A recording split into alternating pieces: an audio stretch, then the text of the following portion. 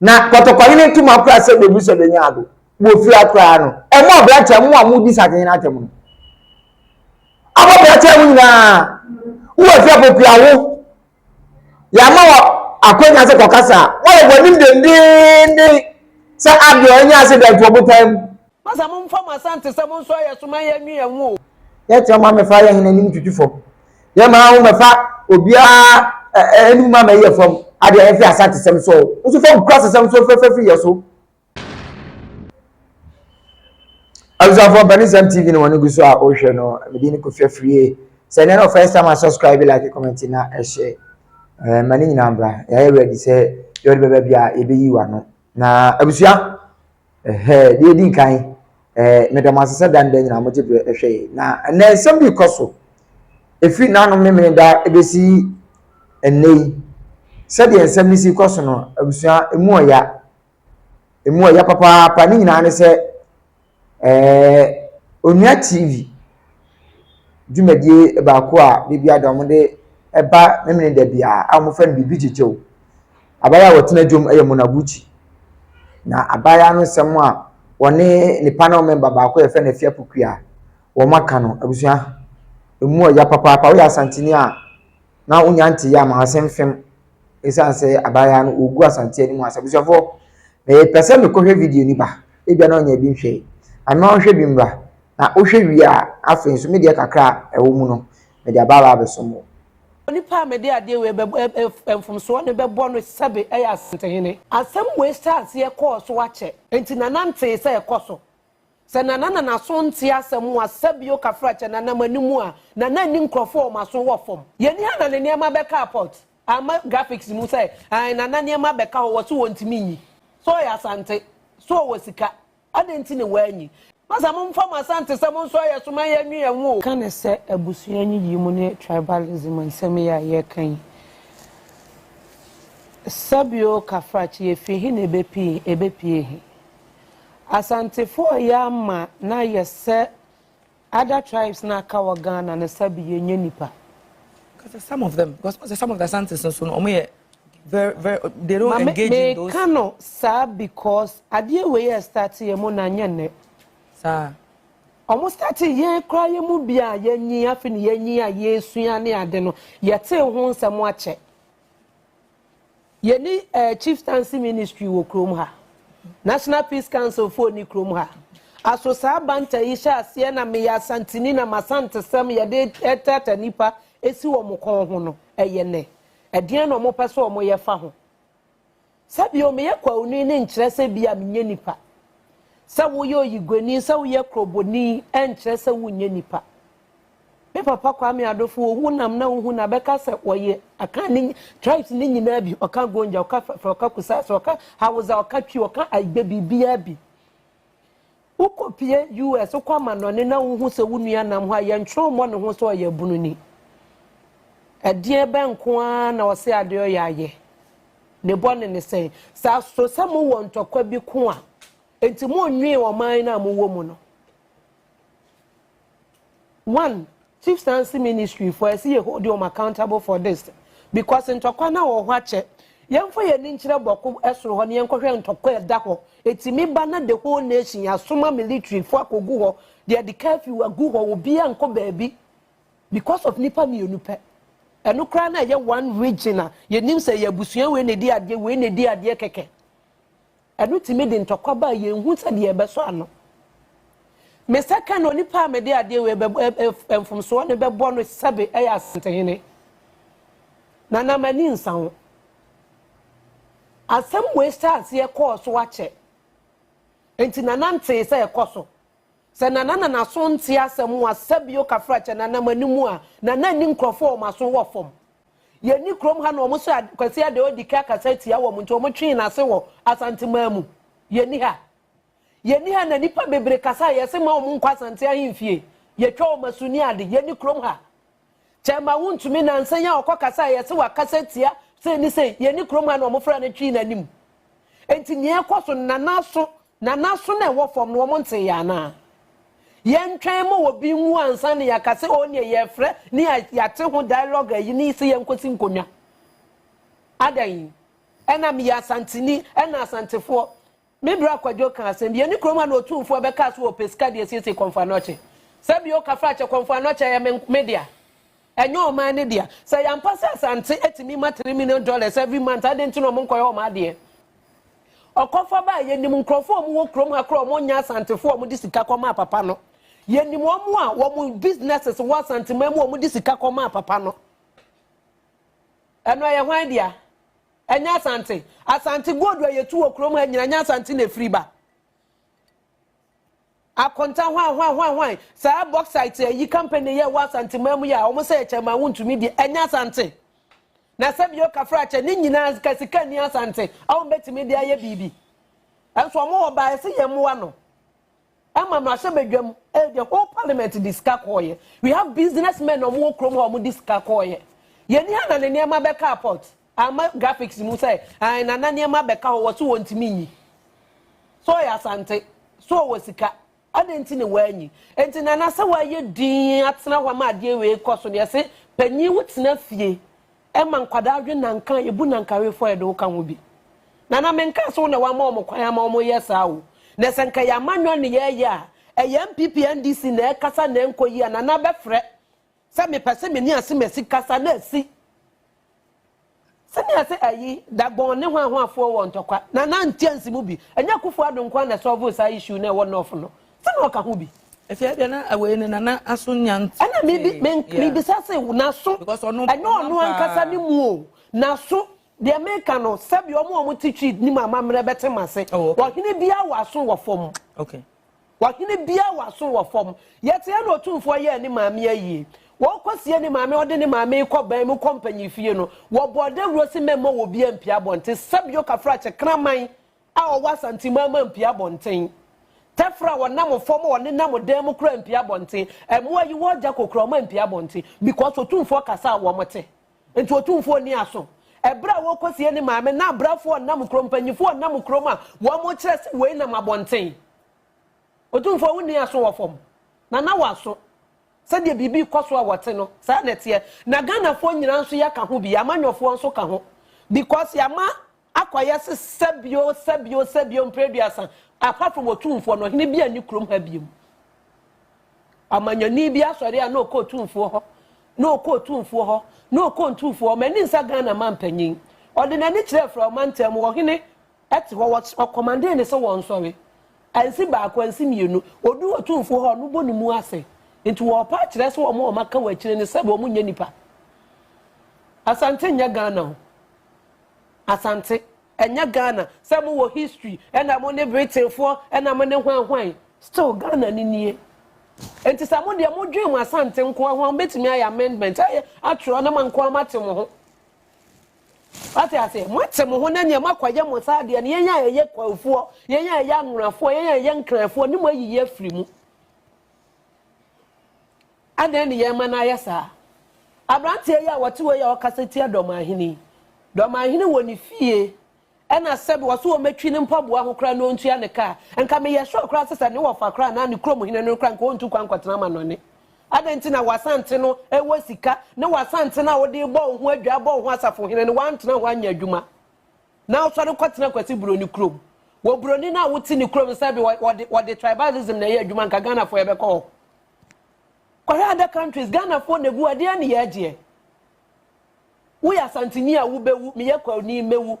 se ye aka ne do so bebre kwafu asifi Asante mampon anu nti me so ya ne me de se mi kon wo se ne me so me ye kwa oni me kro mo hene da se be kwa mo Japan oto so mienu Japan tra wo bi kra nka so obe ye sa de ni bi atia ne da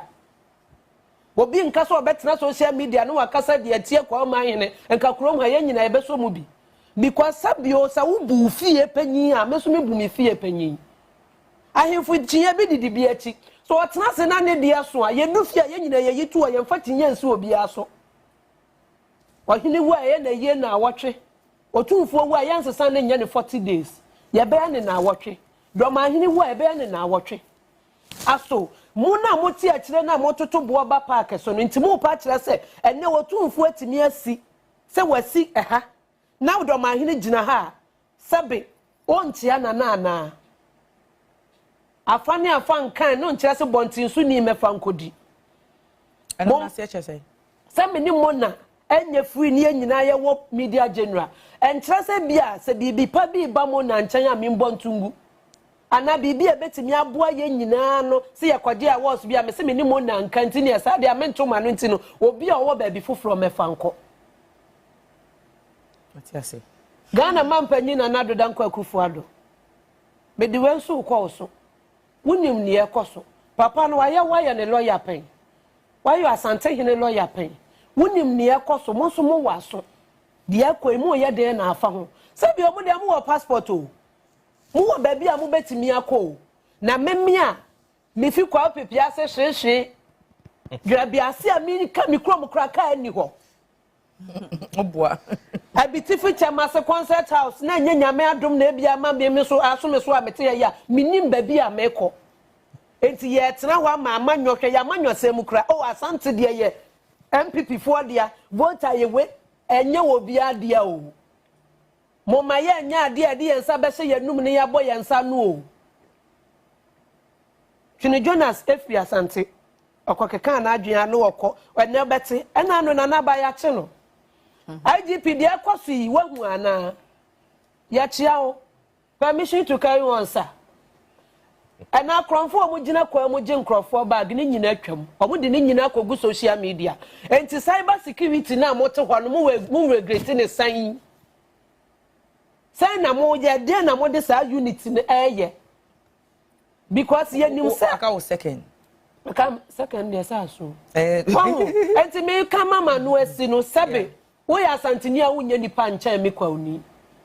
wo ya dwabeni a wonya nipa nkyɛn obi onu figuan wo ya igbeni a wo nkyɛn obi a ofi atifidu mantam ye nyina ye nipa wo de awrade aye wadom na ebia monko Libya kwantuo na kwadwokin o se kwadwokin Ghana so hwan wo funya bi na wo fa Libya desert so na wo koye wo refi so maame ne wabusuafo agukrom a wo ya Asantehene na ye dan masa mo mfa Asante se mo nso ye so man ye nwe enwo because see na man na ye te ho no we are trying so hard this adechie ebenya duane adi ye benya bibia ye ho mo mfa Asante se mema o man ni na ni mutu bibia ni ani sikra ye hu so esa me sase na me kwano boko obi se na de kofi wagum mingum kra de tia me se mingum ne se ye ti kromu ha Emma said the dentwe bia sori a wonya akonya so okasa na santimeru anode na nim tutu fom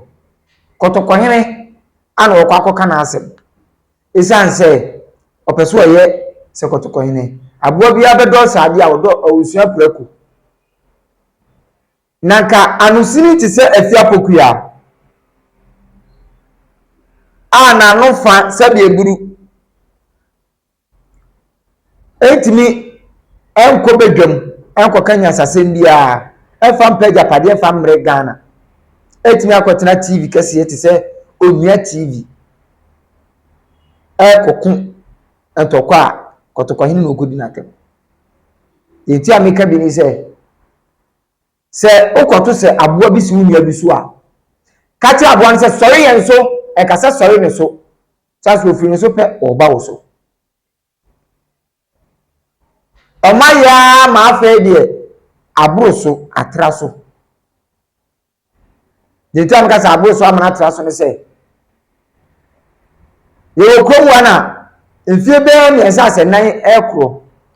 najma badudo ma hene sorry no o ka de ni kwa so o ka bia de fa Asante ho obi anfi no Sante sorry kakra bi pusu nyaka o peka se nya na du wo so no kakra bi no ana mo sisi mu na mo dwa mo ana mo be we hwe Twene Jonas esa asese odi atem enye ne ya baya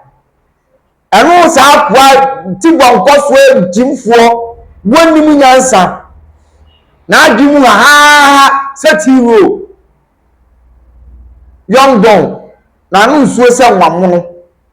ono so aje masi kade ko ekopi America no odi Asantehene atem na no de ye Ohini David ono so odi Asantehene atem akwa bola et say famous shows Ernest wo mu nyina so ya no mudi kotokoyin atem na kotokoyin ntu makura se bebu so benya ado wo fi akra no e mo obranche mo amudi sakin atem no abo brache mu nyina wo Afia Pokuaa wo ya ma wo akonya se kokasa wo Wanim Dendenden se Abion nya se de to botam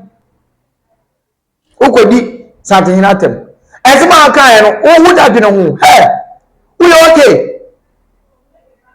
abaye bebi awudi fa no watiti o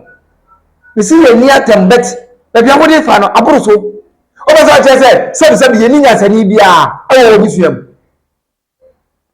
exactly man na program no wo nya ofie ni pe bia man ka che se bebi awuka ko no wo dubunum ana wo gina kokoa no udi agwapo ebe pa wa beti ane na wo Afia Pokuaa wo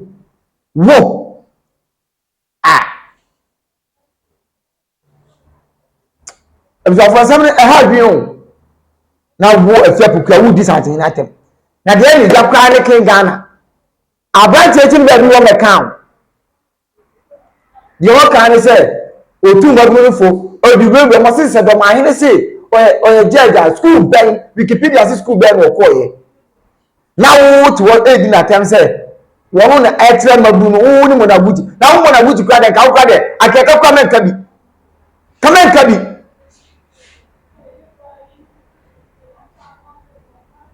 wosi wani adia wosi wani adia Afia so nya amo no ade tra mo ntime nyina na ni Afia so ga kwa mo ntime nyina na ni mo Afia wo no ko an mo ntime nyina mo saso ade ni ho fa tem Afia wani mo nyam tem nti de be biem wo wani mo nyam tem nti de be biem nti mo ntime nyina na ni mo na wo da Afia kwa ntime nyina na akoto yin abetu nyina na ni koto yin say to you na ben kwa ebu na tinta hera no kwa nkofa no kwa no e mo branch amu wo tu kwa ya Kwadwomfuo wode wo mokọ abo branch amu Kwadwomfuo wo mo banyum no wo koto yin si fo ma wo tu nyum di na ti wo mokọ abo branch amu Afia Pokuaa no mo na buchi no na aya na de bia meka se peniti fie na enkwala edi nkwasase na oso omkutupa nu entu omfo oso omkutupa monyere mo ho a ebedu ba bi no no pani no wono ene de saso bo no bebo no ebi ni do ma hene ajima badu osi ade yo ona eka etu ede oyo bo man oguman esa se utimi ohe pan pa ti sawo man hene ti sawo etimi kwatra America ego ka se emanti edi atam social media ni nyina no wo bo ma ba so omudi se omudi mpanimfo atam pa anu na abokwan bi ato oma abaya na nim gase so minim so boxing no boxing fo mi didi matam na nso asa mo de mo ahode djuma ni ti mo bibia ya ahode mo ahode minim se wo sesa abo koto buo wo ye fo Wanim kopa busia bi ada sanse Wanim nya bi ani nkurase bi ani hu sade bi ani hu wawe bi ani hu ye re hu a tusi di kware nya fi hu o da obi nso so bedi atem awusia pare fesia na mo kan tre sa ma ya ne se so mo se omo de o ma so omo me no mani adia yesu ye wa ha yesu ani adi ye no mo de besi ani ye hwe de nani adi Asante bae ye ti o ma me fa ye hene nim twitwifo ye ma wo me fa obia enu ma me ye fom ade ye fi Asante sem so so fom cross sem so fe ye so abuja ma me fa awoda pass ko e fa ko ma ensanie poku bredi pub ami abma wa ma ye invite kama pa se ye ma ne meta na chi na ye beba e wo fumesa obi pub na no bredi pub wa ma VIP invitation ti ye beba na ye ba be di birthday ni kama live band eti utwam wo enkran ne potem a fa bredi pub one agya akotena se anom kakra na odidi kakra na wawe nam kakra na wasori ko baby no ano no ready pub nana ye chia nsani Poku no Otumfuo da ubofo no ka ho bi nti ana ba bia wo bia ye chia pa one wahemfo a de bia da mo hwe na na oge ana afi nso aprede nana Otumfuo aprede hine akra me chia pa abuzu amini mu sibidi ko fia free Penisem TV no ni bi so awhwe no subscribe like comment say ye wa ha ye be ko bia ye be bremu